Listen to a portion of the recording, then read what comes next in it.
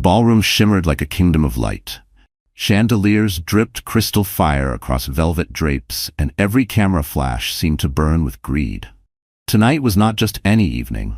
It was the Van Allen billion-dollar auction, where fortunes shifted hands with a single nod, and reputations were forged or destroyed in whispers of millions. Leonard Carrington stood near the center, his arm linked with the dazzling Mistress who had stolen headlines and his marriage alike. He was the kind of billionaire who wore arrogance as casually as his custom tuxedo. To him, this night was about prestige, parading his success, his new lover, and erasing the ghost of the woman he had discarded. The Mistress, Cassandra Vale, gleamed like a jewel he could never afford, but somehow owned. Her gown was slit too high, her laugh pitched too sharp, but the crowd adored her boldness. Cameras clung to her like bees to sugar. She was the symbol of his upgrade, at least in his mind. But even as he smiled, Leonard felt a shadow in the room. He couldn't name it. He only felt a prickle down his spine, as if fate had tapped him on the shoulder. Then it happened. The doors at the far end opened, and silence fell like a blade. A woman stepped in, dressed in elegance so understated it commanded the room. Her gown was black silk, flowing yet simple, her hair swept back with grace. But what drew every gasp was not the gown, not the poise. It was the swell of her stomach, the unmistakable sign of pregnancy beneath the silk. It was Isabella Hale, Leonard's ex-wife. Gasps echoed like broken glass across the ballroom. The cameras turned violently, abandoning Cassandra in a heartbeat. Isabella, once written off as the forgotten wife discarded for a mistress, was suddenly the center of gravity. But the true shock was not her presence, not even her pregnancy. It was the man walking at her side. Tall, reserved, a face the world knew too well. Julian Cross, the billionaire sponsor of the night. The man whose fortune built this very auction. Known for his icy control and ruthless dominance in finance, Julian rarely appeared in public. Yet tonight, he was not only present, he was standing protectively beside Isabella, his hand at the small of her back, as if she belonged there. The crowd erupted in whispers. That's her? The ex-wife? Pregnant? My God, with whose child? Julian Cross? He never escorts anyone. Leonard froze, his jaw tightened, his grip on Cassandra's hand faltered. Cassandra felt it instantly and hissed through her smile. What is she doing here? But Leonard couldn't answer. His ex-wife, the woman he had humiliated, replaced, and discarded, had returned like a storm dressed in silk, and she was no longer alone. She wasn't here to beg. She wasn't here to cry. She was here to be seen. The auctioneer's voice wavered before regaining composure. Ladies and gentlemen, let us welcome our esteemed host, Mr. Julian Cross, accompanied tonight by Miss Isabella Hale. The title cut like a knife, Miss Isabella Hale. Not Mrs. Carrington, not Leonard's ex-wife. She was her own name, her own power, standing beneath the spotlight. Leonard's heart hammered against his ribs. He remembered the last night they had spoken. The papers signed in silence, the accusations, the slammed doors, Isabella leaving with nothing but dignity. He had thought she was gone forever, buried in the past. But now she stood radiant, pregnant, beside the one man Leonard could never outshine. Cassandra's nails dug into his arm. Say something. They're staring at her more than me. But Leonard could not. His lips were ash, his tongue heavy. Because in that instant, he realized something cruel and undeniable. He hadn't just lost a wife, he had lost the narrative. The cameras flashed harder now, reporters whispering into recorders, the social feeds exploding. Ex-wife returns, pregnant, with Julian Cross. The story wrote itself. Isabella did not glance toward Leonard, not once. She moved with grace, her gaze steady, her hand gently resting on her stomach. Julian leaned closer, murmuring something only she could hear, and she smiled. A smile not of revenge, but of survival. That smile cut deeper than any words. Because it told Leonard, "You cannot erase me. You cannot define me. I am no longer yours to break." Cassandra, desperate, forced a laugh too loud. Well, isn't this dramatic? She looks heavier than before. But the attempt at cruelty landed flat. No one laughed. No one looked. Cassandra was invisible now, swallowed by Isabella's presence. Leonard's empire had been built on control, yet here he stood, powerless, reduced to silence by the sight of a woman he once dismissed. The night was only beginning. The auctioneer prepared to open the first bid, but everyone knew.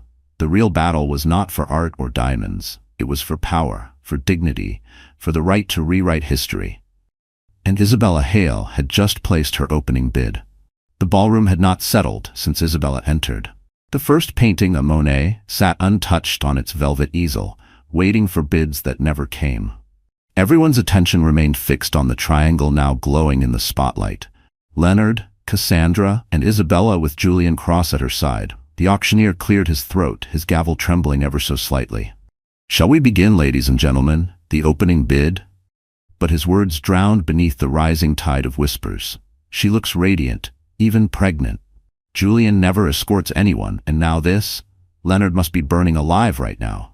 Phones lit up. Social feeds exploded with hashtags: pregnant ex-wife, Julian and Isabella, frozen mistress. What was meant to be an elite, private affair had already spilled onto the public stage. At the center table, Cassandra Val leaned forward, her smile frozen but her eyes venomous. She tilted her champagne glass just enough for the light to catch, whispering loud enough for surrounding ears. "Well, I suppose some women can't let go of the spotlight, even if they have to waddle in with a baby bump." Gasps and uncomfortable coughs followed. The cruelty was deliberate, a knife aimed to shred Isabella's dignity.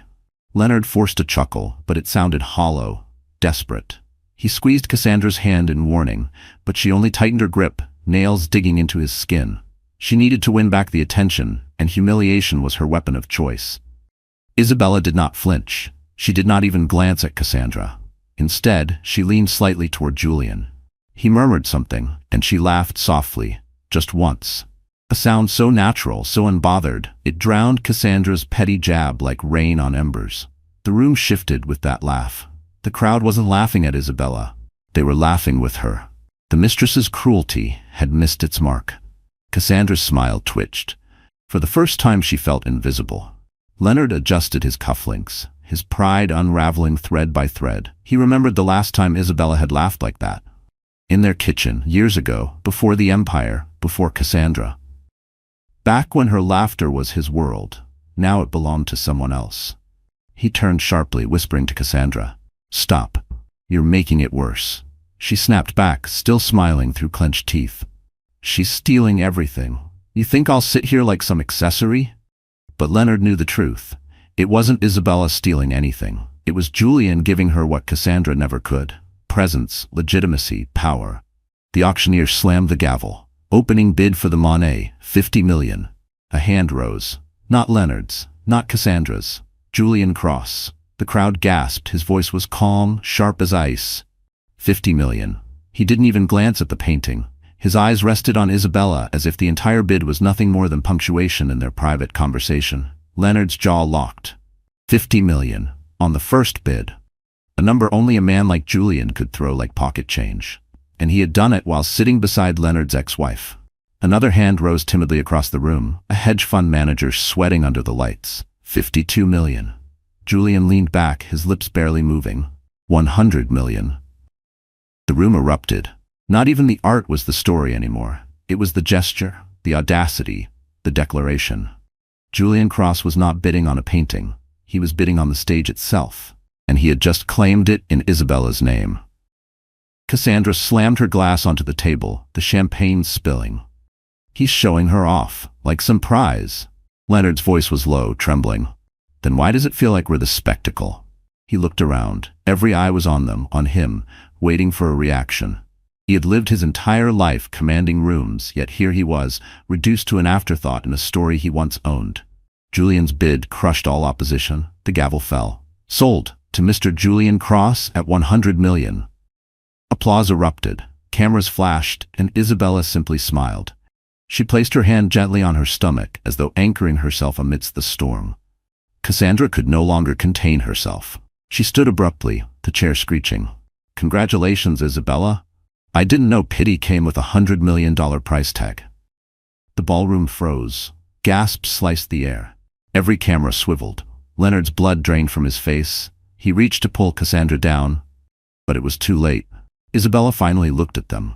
Her eyes did not burn with rage. They carried no venom, no malice. They were calm, steady, unbearably dignified. Her lips parted. "Some men buy diamonds to cover shame, others buy silence. But tonight, I see a man buying freedom." The words landed like a blade across the table. Not shouted, not cruel, just simple truth. The crowd erupted in murmurs, phones tapped furiously. Cassandra's face burned crimson. Leonard felt as though the ground had been stolen beneath him. And Julian Cross? He simply placed his hand over Isabella's, grounding her. His expression unreadable, yet unshakable. Reporters whispered, "Freedom? What did she mean? Freedom from Leonard? Freedom for herself?" But Leonard knew. She had just declared herself free. From him, from their past, from the cage he built around her. And with Julian Cross at her side, the world was forced to believe her.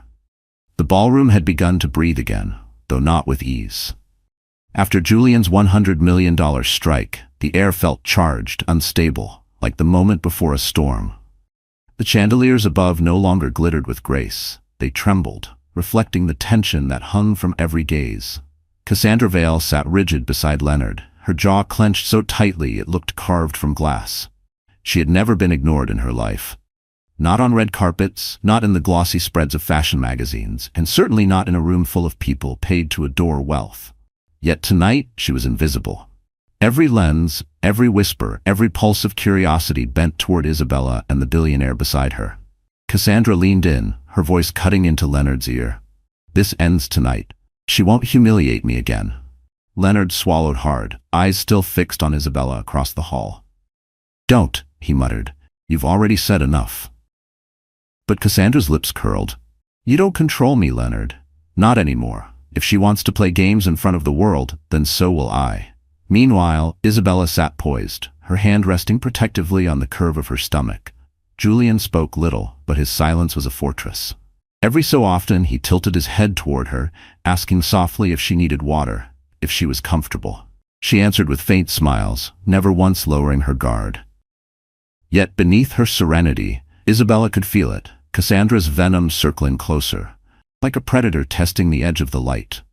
She remembered too well how Cassandra thrived on spectacle. Isabella had once been crushed under that weight, her quiet dignity mistaken for weakness. But not tonight. Tonight she had Julian at her side, and something deeper in her chest. A resolve. Still she braced herself. Cassandra would not go down quietly. The next item was unveiled. A necklace, shimmering with emeralds so vivid they seemed to glow from within. The crowd murmured in awe, but Cassandra's eyes narrowed, a spark of recognition flaring. She leaned back, whispering loudly enough for a circle of guests to hear. "Would you look at that? The Carrington wedding gift. Leonard bought it for his wife years ago." Heads turned. Whispers darted like arrows. Isabella's chest tightened. Yes. She remembered that necklace, how Leonard had draped it over her neck in front of guests, smiling for cameras, only to later remind her it wasn't really hers. Nothing ever was, he'd said. It was all part of his empire, even her. Cassandra wasn't done. She raised her voice, feigning a laugh. "I suppose some jewels never lose their value, even if the woman wearing them does." The words sliced clean through the ballroom. A murmur spread, half shocked, half thrilled by the cruelty. Reporters scribbled furiously, already crafting headlines. "Mistress targets pregnant ex-wife in auction insult." Leonard's face drained of color. He tugged Cassandra's arm. "Enough," he hissed. "You're dragging me down with you." But Cassandra shook him off, her eyes glittering with malice. She wanted blood, and Isabella's was the only kind that mattered. Julian's gaze shifted to Isabella. Calm, steady, waiting. Isabella inhaled, willing her heartbeat to slow. For years, she had let Cassandra's barbs pierce her. For years, she had retreated, swallowed tears in silence. But tonight, she refused to give the mistress that victory. She rose to her feet. The room hushed instantly. Even the auctioneer froze mid-sentence. Cameras zoomed in. Isabella's voice was soft but carried like glass breaking. "That necklace, yes, it was given to me, not as love, not as honor, but as a chain." Cassandra's smirk faltered. Isabella continued, her eyes never leaving Leonard. "It was meant to remind me I belonged to him, that everything, even me, was property. And the day I left that necklace behind because I was never meant to be owned." The room erupted in whispers, shock twisting through the crowd. Cassandra tried to laugh, but it cracked. "Oh, how noble. You walk away and suddenly you're a saint?" Julian rose then, towering, his presence commanding silence without a word. He turned to the auctioneer. 150 million. For the necklace. A gasp tore through the room. Julian's eyes remained fixed on Isabella, his voice steady. so it can never be used as a chain again. The gavel struck. Sold to Mr. Julian Cross. Julian stepped forward, accepted the velvet case, and placed it in Isabella's hands. The crowd held its breath. For a moment, Isabella stared at the necklace, the weight of years, of pain, of silent nights pressed into a single glimmering chain. Her fingers trembled. Then she lifted her gaze, fire igniting behind her eyes. With a single, deliberate motion, she hurled the necklace to the floor. The emeralds shattered across the marble like falling stars. The room gasped, then roared with applause. Cameras flashed so violently it felt like daylight. Cassandra's scream cut above the noise. "You ungrateful witch, do you know what you've just thrown away?" Isabella turned to her, calm, unshaken. "Yes, a prison." And she walked back to her seat, Julian steady at her side. Leonard sat frozen, his hands gripping the table so hard his knuckles bled white. He felt his empire unraveling in real time. The mistress he flaunted had just been reduced to a clown, and the ex-wife he discarded had transformed into a storm the world now adored.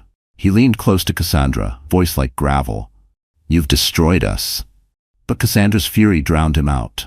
She pointed at Isabella, shouting across the room. "This isn't over. You think you've won? You're nothing without him." Every camera caught the outburst. Every headline sharpened its blade. Isabella did not answer. She didn't need to. Because tonight, silence itself had become her sword. By the next morning, the billion-dollar auction was no longer about art. Headlines screamed across every newsfeed. Pregnant ex-wife shatters emerald necklace. Billionaire Julian Cross at her side. Cassandra Vale's meltdown overshadowed by Isabella's calm grace. Who was the father of Isabella Hale's child? The world had a new obsession, and her name was Isabella. Inside her penthouse suite, Isabella sat by the window, the city glittering like shards of glass below. She pressed her palm against her stomach, feeling the quiet flutter that reminded her she was not alone. Julian stood nearby, reading the morning papers. His expression betrayed nothing, but when he lowered the pages, his eyes softened as they met hers. "They're digging, Isabella," he said quietly. "Every outlet wants the truth about you." Isabella nodded. She had expected this. Public sympathy was a double-edged sword. It drew admiration, but it also invited vultures. "What are they saying?" she asked. Julian hesitated. "They've unearthed photographs from years ago." He handed her a tablet. Isabella's breath caught as she scrolled. There she was, 5 years younger, standing outside a charity gala. And just a few feet away, caught in the same frame, Julian Cross. Another photo, Isabella leaving a hospital late at night. In the corner, blurred but unmistakable, Julian's car idling at the curb. And another, Isabella sitting at a cafe, her face pale yet weary. Behind her, Julian at another table, his gaze hidden by a newspaper. The headlines wrote themselves. Julian Cross and Isabella Hale, a secret history? Were they connected before the divorce? Is Julian the father? Isabella closed her eyes, the weight of the past pressing down. She remembered those nights. The gala where Leonard had abandoned her to flirt with investors, the hospital visit after one of his cruel fights, the cafe where she had sat alone, unsure how to go home. She had thought no one noticed. But Julian had been there, always just out of reach, always silent, but watching. "Why?" she whispered, her voice breaking. "Why were you there?" Julian's jaw tightened. He turned toward the window, as though the skyline could shield his truth. "Because I saw you breaking," he said finally. "And I couldn't look away." Across the city, Leonard sat in his office, the blinds drawn tight. Cassandra paced the room like a caged animal, at her heels striking the marble. "They're painting her as a saint," Cassandra spat. "The poor pregnant ex-wife, rescued by the mighty Julian Cross. It's pathetic." Leonard slammed his fist against the desk. "It's dangerous." He shoved a newspaper toward her. The headline screamed, "Carrington Empire faces investor doubts amid Isabella drama." "The board is calling emergency meetings," Leonard growled. "Stock is dipping. They think I've become a liability." Cassandra froze. "Because of her?" "Because of him," Leonard corrected, his eyes dark. "Julian Cross is using her. He's turning her into a weapon against me." Cassandra laughed bitterly. "And the world's eating it up." She sank into a chair, glaring at the headlines. "So what now? Do we sit back while she destroys you?"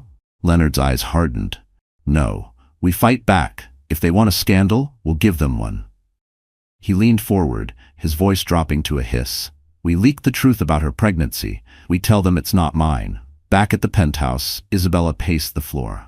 They'll twist everything, Julian. They'll say the baby is yours, or worse, that I betrayed Leonard before the divorce. Julian's expression remained calm, but his hand clenched into a fist at his side. Let them say what they will. Truth doesn't scare me. Isabella stopped, turning to him, her voice trembling. But it scares me, because no matter how strong I try to be, I'm still the one they'll tear apart. A woman, a mother. Her voice cracked, and for the first time, her composure fractured. She sank onto the couch, covering her face. Julian moved to her side, lowering himself until he was level with her. He didn't touch her, not yet. He simply waited until she lowered her hands, tears streaking her cheeks. You don't have to fight alone anymore, he said softly. I've been silent too long. If the world wants answers, then they'll get mine. That evening, the whispers turned to roars. A leaked article spread across social media, claiming sources close to Leonard Carrington had confirmed Isabella's child was not his. The piece went further. The timing of her pregnancy raises questions. Was Isabella already involved with Julian Cross before her divorce? Leonard's fingerprints were all over it. Reporters flooded the streets outside Isabella's building. Camera crews camped at the entrance. Headlines burned through every screen. Pregnant ex-wife's baby mystery. Carrington or Cross. Billion-dollar love triangle shakes high society. Inside, Isabella stared at the television, her body trembling. They won't stop, she whispered. They'll tear this child apart before it's even born. Julian reached for the remote and shut off the noise. His voice was low, steady, a steel edge beneath velvet. Then we take control of the story. Tomorrow, you walk into the world not as his ex-wife, not as a victim, but as a woman who cannot be silenced. Isabella met his gaze, fear warring with resolve. And if they ask whose child it is? Julian leaned closer, his eyes unflinching. Then I'll tell them the truth, that whether the child carries my name or not, I will protect it as my own. The words hung in the air, heavy, irrevocable. For the first time in years, Isabella felt her fear weaken beneath the weight of someone else's certainty. She placed her hand over her stomach and whispered, almost to herself, "Then tomorrow, let them hear us." The second night of the auction carried a different weight. The press swarmed the entrance, their flashes like lightning against the velvet ropes. Protesters and admirers alike crowded the sidewalks, shouting Isabella's name. Some carried signs of support. Dignity is priceless. Others held tabloids with screaming headlines about her pregnancy and Julian. Inside the ballroom, tension thrummed like a live wire. Leonard and Cassandra arrived first, their smiles brittle, their movements sharp. Leonard knew his empire was cracking. He felt it in the whispers of investors, in the way cameras no longer lingered on him but instead sought any glimpse of Isabella. Cassandra, however, had a plan. A cruel, perfect plan. When Isabella entered with Julian at her side, the crowd parted like water around a ship. She was radiant, even in simplicity. An ivory gown flowing around her frame, her hand resting gently over her unborn child. Julian's presence beside her was thunder without sound. No one dared approach, but everyone watched. Cassandra leaned toward Leonard, her lips curling. Watch closely. Tonight, she won't leave unscathed. The auctioneer began with paintings and sculptures, but Cassandra's eyes gleamed as her turn approached. She had arranged it carefully. A special lot, donated anonymously. Finally, the item was unveiled. The velvet box opened, and the room inhaled sharply. A wedding ring. Not just any ring, the Carrington wedding ring. The one Leonard had slid onto Isabella's finger before cameras and society, the one she had left behind when she walked away. Cassandra's voice rang out, feigned innocence dripping with venom. Oh, how touching. A piece of history, ladies and gentlemen. The ring of a marriage that couldn't last. A relic of broken promises, surely worth something to someone. Laughter rippled uneasily through the crowd. Gasps followed as people turned to see Isabella's face. Her fingers stiffened against her gown. Memories rushed in. That day under chandeliers, Leonard's practiced smile, her trembling hands. She had thought it meant forever. Instead, it had become a shackle, just like the emerald necklace. Julian's hand brushed hers lightly under the table. His voice, low and steady, grounded her. It's only a ring. It holds no power unless you give it. Isabella breathed deeply, steadying herself. She rose before the room, her voice soft but cutting through the silence. That ring, it was once a promise, but promises built on lies cannot hold. I left it behind, not because it lost value, but because I gained mine. A murmur swept through the room. Some nodded, others whispered. Cameras flashed like wildfire. Cassandra smirked. Such poetry. But if you truly valued yourself, Isabella, why not keep it as a reminder? Or is it easier to throw away symbols when you have someone new to buy you better ones? The words dripped like acid. Julian stood then, his presence silencing the murmurs. His gaze swept across the room before settling on the auctioneer. 200 million. The crowd erupted. The bid was obscene, more than the ring's worth 100 times over. But Julian's face was calm, unshaken. Cassandra's smirk faltered. You can't be serious. Julian cut her off, his voice as cold as marble. I'm entirely serious, because this ring does not belong to Leonard Carrington. It never did. It belongs to the woman he tried to bind, and tonight I will ensure no man binds her again. The gavel slammed. Sold. To Mr. Julian Cross.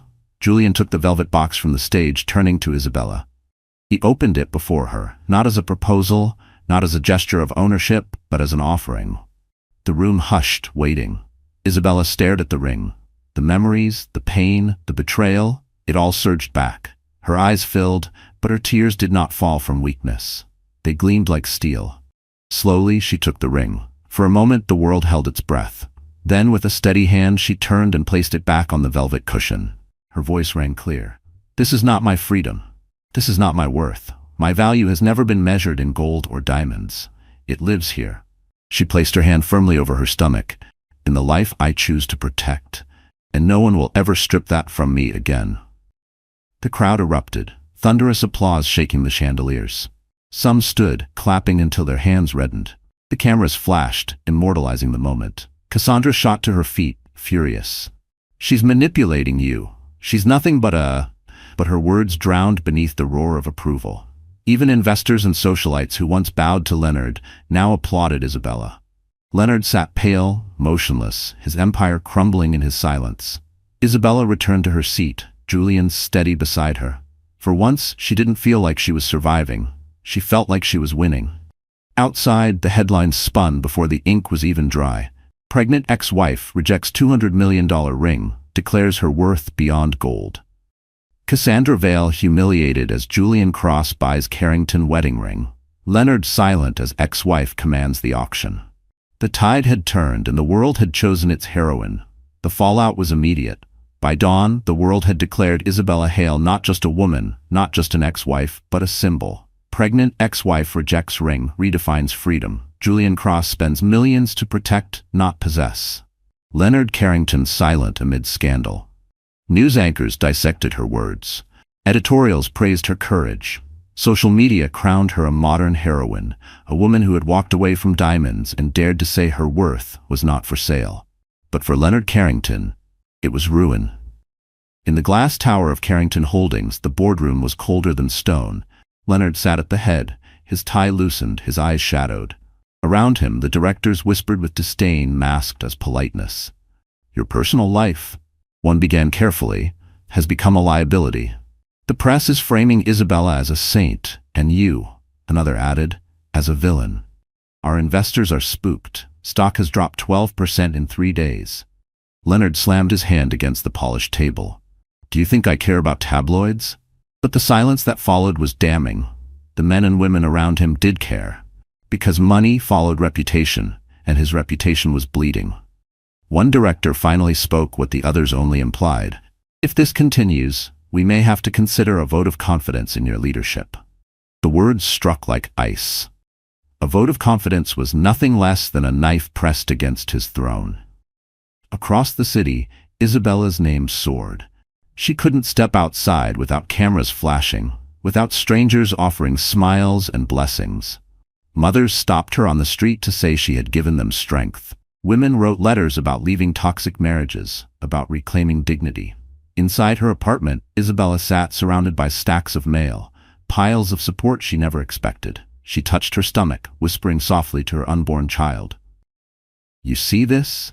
The world isn't laughing anymore. They're listening. Julian entered, placing a folder on the table. He glanced at the letters but did not linger. His mind was elsewhere. They're still digging. he said. But now it's not just about you, it's about Leonard. Isabella looked up, confused. Leonard? Julian opened the folder. Inside were documents, spreadsheets, numbers highlighted in red. Carrington Holdings, Julian said slowly, has been laundering money. Offshore accounts, hidden transfers. He's been covering it for years, and someone just leaked it. Isabella's breath caught. Leaked? Julian nodded. An anonymous report hit the financial journals this morning. It names Leonard. It suggests you knew. Her eyes widened. Me? Because you were his wife when it began. They'll assume you were either complicit or a witness. The weight of it slammed into her chest. She had left Leonard to save herself, to find freedom, not to be dragged back into his corruption. What do I do? She whispered. Julian's eyes softened, though his voice stayed firm. Tell the truth. The world is already on your side. If you distance yourself now, you could bring him down for good. Isabella closed the folder, her hands trembling. She wanted nothing more than to erase Leonard from her life. But now fate was handing her the power to destroy him completely, and that terrified her. Meanwhile, Cassandra Vale's fury reached a fever pitch. In a suite filled with shattered glass and spilled champagne, she screamed at Leonard. They're worshipping her. Do you see the headlines? Do you see the crowds? She's their martyr, and I'm their villain. Leonard sat slumped, his face ashen. He had stopped trying to calm her days ago. They'll never forget last night, Cassandra raged on.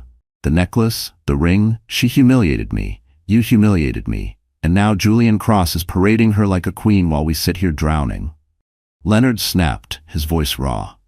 Do you think this is about you? I am losing everything. The board wants me gone, investors are pulling out, and now there's a goddamn leak accusing me of fraud. Cassandra froze, her fury colliding with fear. Fraud? Leonard buried his face in his hands. They think Isabella knows. If she speaks, I'm finished. Cassandra's voice turned sharp, almost vicious. Then stop her. Do whatever you have to. She's carrying your child, Leonard. Remind her of that. But Leonard didn't answer. His silence was heavier than words. That night, Isabella stood on her balcony, the city glittering beneath her. Julian joined her, his presence a steady calm. They'll come after me, she murmured. Leonard won't go quietly. Julian's voice was low, unyielding. Then let him come. You've already won the crowd. Now you win the truth. Isabella turned, searching his face. And if the truth drags me down with him? Julian held her gaze. Then I'll fall with you. The words struck her deeper than any promise. For the first time, she realized Julian wasn't just shielding her. He was binding his fate to hers. She touched her stomach, whispering almost to herself. Then tomorrow, it begins. The city was addicted. Every magazine cover, every late-night talk show, every glowing phone screen carried the same question. Whose child is Isabella Hale carrying? The tabloids were merciless. Some swore the baby was Leonard's, pointing to the timing of the separation. Others insisted Julian was the father, dredging up the photos of him lingering in Isabella's past. Headlines screamed, pregnant ex-wife, love child of Cross or Carrington. Julian Cross seen entering Isabella's apartment after midnight. Leonard furious over paternity scandal. For Isabella, every step outside became a battlefield.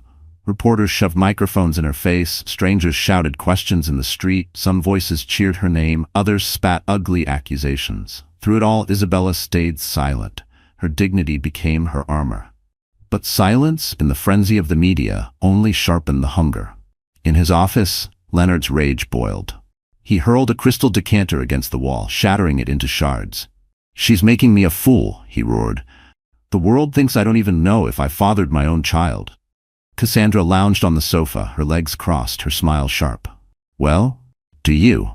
Leonard's eyes blazed. Of course it's mine, Cassandra raised a brow. Then prove it, demand a test, drag her into court, show them she's nothing without your name. Leonard paced, his chest heaving. If I push too hard, I look desperate, weak. Julian will spin it, make me the villain again. Cassandra's smile twisted. You already are the villain, so use it. Villains don't beg, they take. Her words coiled around him like poison, and for the first time, Leonard considered it.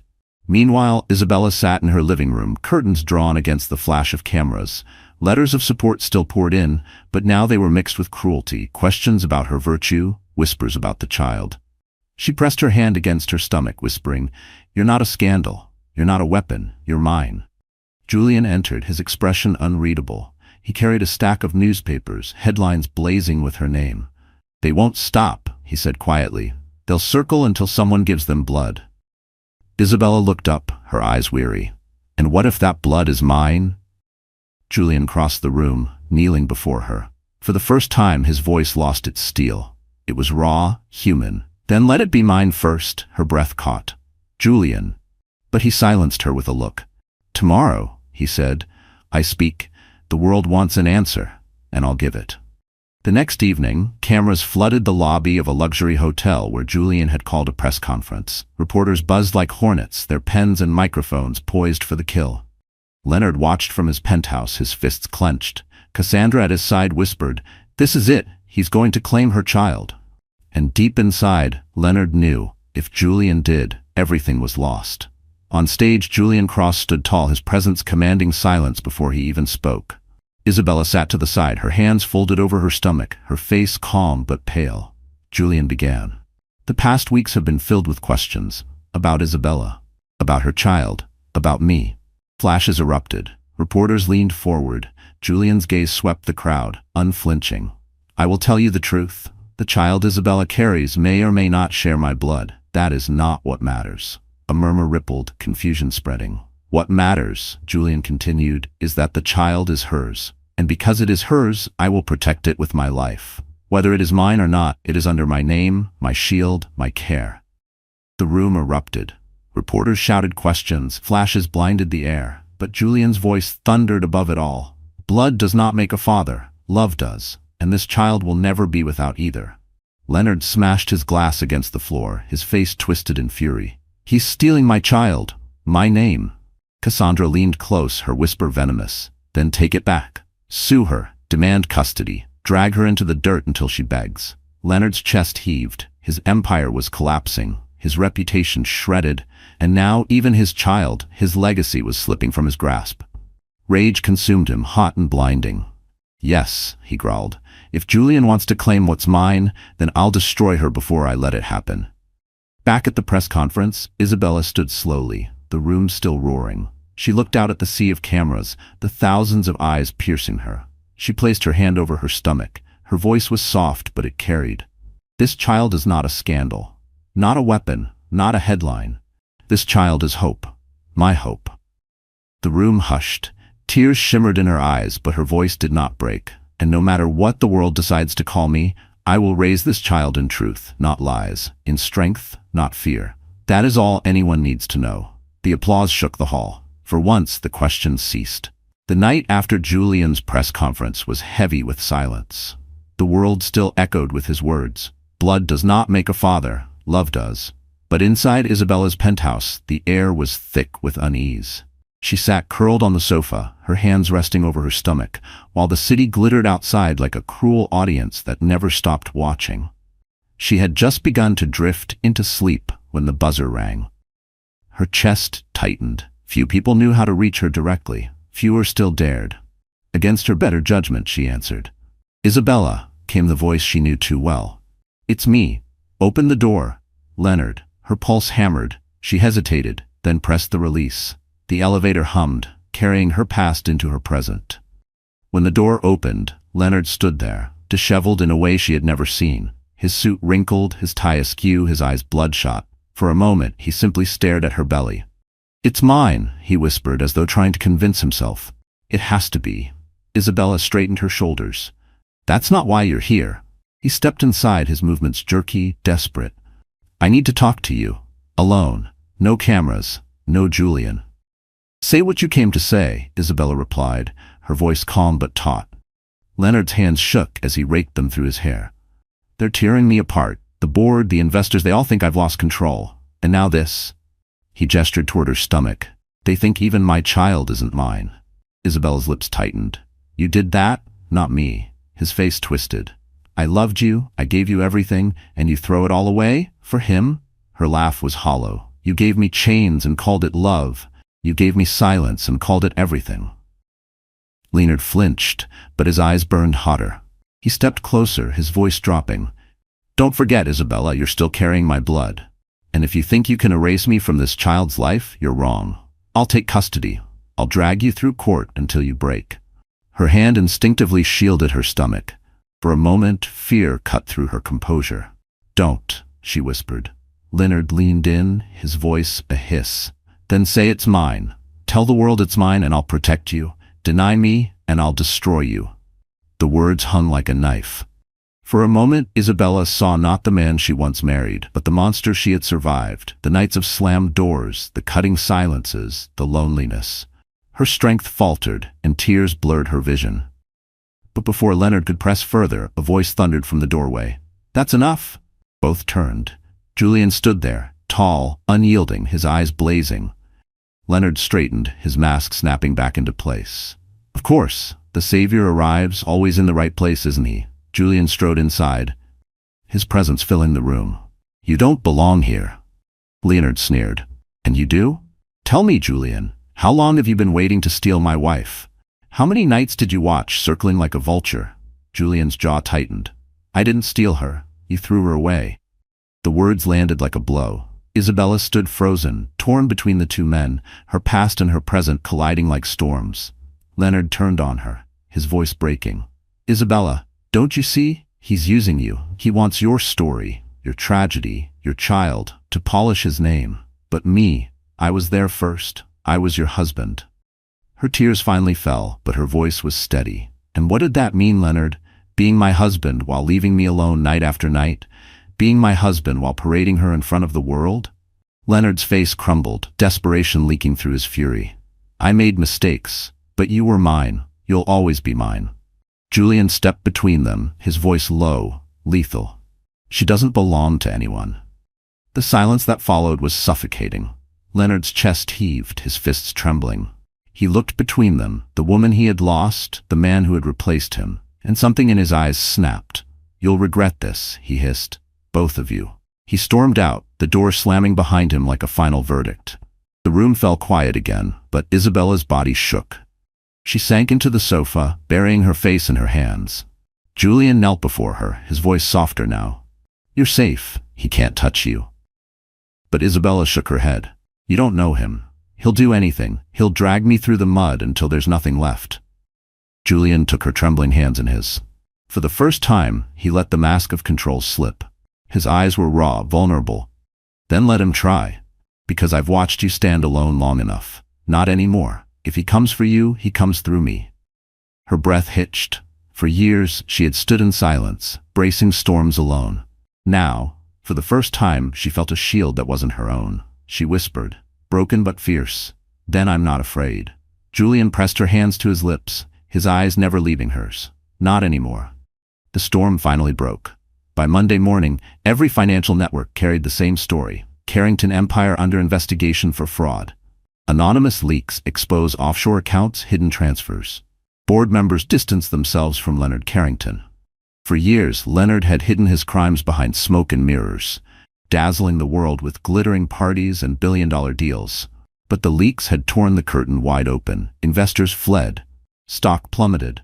Banks froze accounts. And suddenly, the man who once ruled boardrooms with an iron smile was nothing more than prey. In his penthouse, Leonard raged like a trapped beast. Papers lay scattered, glasses shattered, his empire reduced to headlines mocking his name. Cassandra stood near the window, her phone glowing in her manicured hand. She had been silent for hours, watching him unravel. Finally, she spoke. "You're finished, Leonard." He whirled on her, his eyes bloodshot. "Don't you dare." But she only smirked. "The investors are calling me. They want me on the inside. They don't trust you anymore, but they'll listen to me." "You?" he spat. "You're nothing without me." Her laughter was sharp, cruel. "Funny. That's exactly what they used to say about Isabella. And look where she is now." Leonard's chest heaved. "You'd betray me?"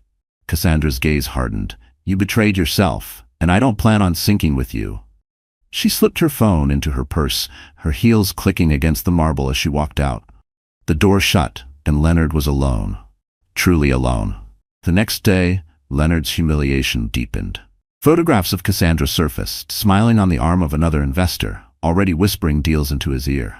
The caption beneath screamed, "Cassandra Vale abandons Carrington amid scandal."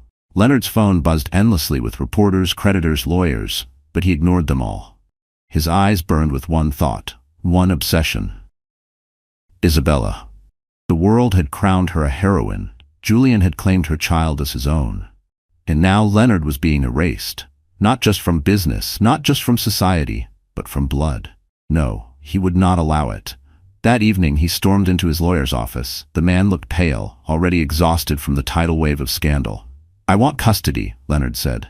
His voice was flat, deadly. "File the papers. Now." The lawyer hesitated. "Leonard, with the fraud allegations." "I don't care about allegations. That child is mine, and she—" His jaw tightened. "She will not raise it under his name." The lawyer swallowed hard. "If you go down this road, it will be public. Brutal. Every detail of your marriage, your scandals, your mistress, it will all come out." Leonard leaned across the desk, his eyes wild. "Then let it. I would rather burn the world than let Julian Cross steal my child." News of the lawsuit hit like wildfire. Leonard Carrington files for custody of ex-wife's child. Pregnant ex-wife faces legal battle as fraud scandal mounts. Julian Cross vows to defend Isabella against all attacks. Outside Isabella's apartment, the swarm of cameras doubled. Shouted questions filled the air. "Isabella, will you fight for custody? Is Julian really the father? Will you testify against Leonard?" Inside, Isabella sat trembling, her hands clutching her stomach. The thought of a courtroom, of her child's future being debated under fluorescent lights, sickened her. Julian sat across from her, his jaw set. He's desperate. He knows he's finished. This is his last weapon. Isabella's voice cracked. "And what if it works? What if they take my baby?" Julian leaned forward, his eyes blazing. "Listen to me. He will not win. Not with the truth on our side. Not while I'm standing." Her tears spilled over, but his certainty steadied her. Still the fear gnawed at her. Fear not for herself, but for the fragile life inside her. Meanwhile, Leonard gave his first interview since the scandal broke. He sat before the cameras, his once pristine image now frayed but defiant. "My ex-wife is being manipulated," he declared. "Julian Cross has used her pain to attack me, but the child she carries, make no mistake, that child is mine, and I will not be erased from its life." The anchor pressed. "What about the fraud allegations?" Leonard's jaw tightened. "Lies, fabricated by enemies. This isn't about money. It's about family. It's about a father's right." But even as he spoke, his eyes betrayed him, haunted, desperate, unraveling. Back in her apartment, Isabella watched the interview, her stomach twisting. For years, Leonard had silenced her. For years, he had defined the narrative, but not anymore. She turned to Julian, her voice steady despite the storm. "Then we fight." Julian's hand closed around hers, firm, unyielding. "Then we fight." The stage was set, not just for a battle of wealth and power, but for the soul of a child not yet born. And in that fight, no one would emerge unscarred. The courthouse was a theater of war. Crowds pressed against the barricades outside, reporters jostling for angles, cameras flashing like lightning across a storm. Inside, marble pillars loomed over polished benches, the air thick with tension. This was not just a custody hearing. It was the climax of a saga that had gripped the world. At the front, Leonard Carrington sat rigid, his suit immaculate, his face carved into pride. Yet his hands trembled against the table. He had lost his company, his mistress, his empire. This was all that remained, the child, his last claim to relevance. Beside him, his lawyers shuffled papers, their eyes sharp with desperation. Across the aisle, Isabella sat with Julian beside her. She wore no jewels, no armor but her dignity. Her hand rested on her stomach, her presence calm but resolute. Julian's gaze never left her, his quiet strength wrapping around her like a shield. The judge entered. The gavel struck. Case of Leonard Carrington versus Isabella Hale regarding custody. The room held its breath. Leonard's lawyer rose first, his voice smooth but biting. "Your Honor, my client only seeks what is rightfully his, the chance to raise his child. Mrs. Hale." "Miss Hale," Isabella corrected, her voice clear. The lawyer faltered. "Miss Hale is a woman entangled with another man, a billionaire whose motives are questionable at best.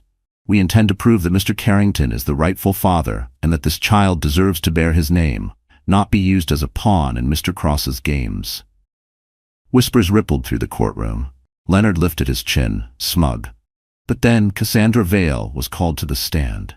She entered in a crimson dress, every eye turning. Leonard's face hardened. He hadn't expected her appearance. Miss Vale, the opposing lawyer, asked, "You were closely involved with Mr. Carrington during his marriage?" Cassandra's smile was venomous.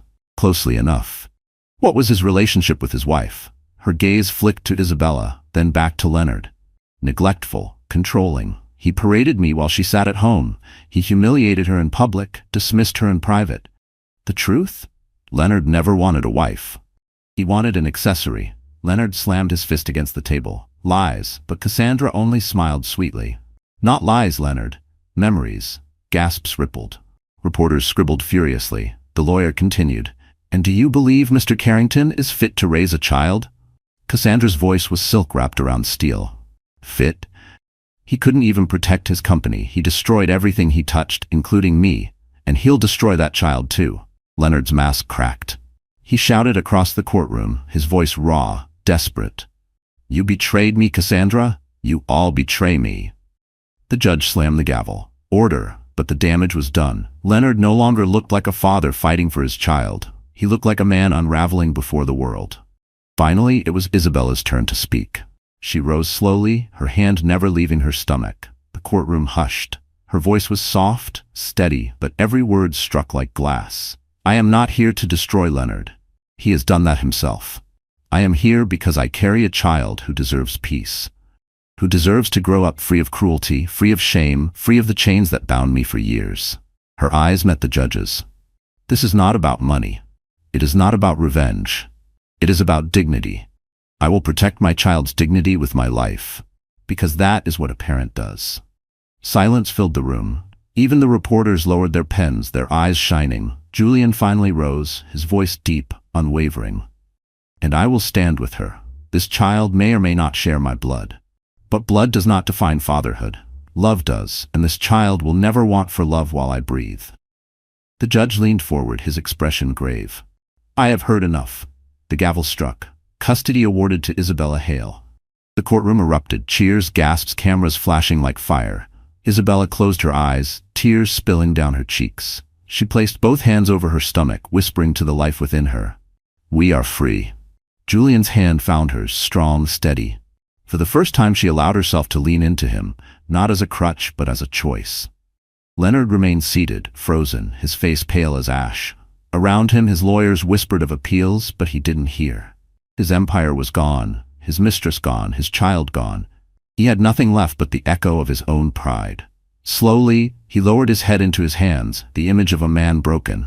Not by enemies, but by himself. Outside, the crowd roared as Isabella emerged, Julian at her side. Reporters shouted questions, but she answered none. Instead, she lifted her head to the flashing lights, her hand resting protectively on her stomach. For the first time in years, she wasn't running, she wasn't hiding, she was walking into freedom. The story did not end with diamonds or declarations, but with a quiet truth. Dignity cannot be bought, sold, or stolen. Leonard Carrington had lost everything because he believed people were possessions. Isabella Hale had won, not by revenge but by refusing to be owned. And as she stepped into the future, hand in hand with Julian, her unborn child safe within her, the world understood. Some victories are not shouted, they are lived. So that's how the story ends, my friends. If you're still here with me right now, maybe something in Isabella's journey touched you. Maybe it reminded you of a time you had to stand up for your own dignity, or maybe it whispered a truth you've always needed to hear. Your worth is not defined by what you've lost, but by what you choose to protect. Like the Stoics once said, you have power over your mind, not outside events. Realize this, and you will find strength. Isabella's freedom wasn't about winning in court, or even about defeating Leonard. It was about choosing herself, her child, and her future. And now, I want to leave you with this. If this story moved you, share it with someone who needs that reminder. Don't forget to like, subscribe, and stay with us for more stories behind closed doors. Because sometimes freedom isn't loud. It's simply the courage to walk away.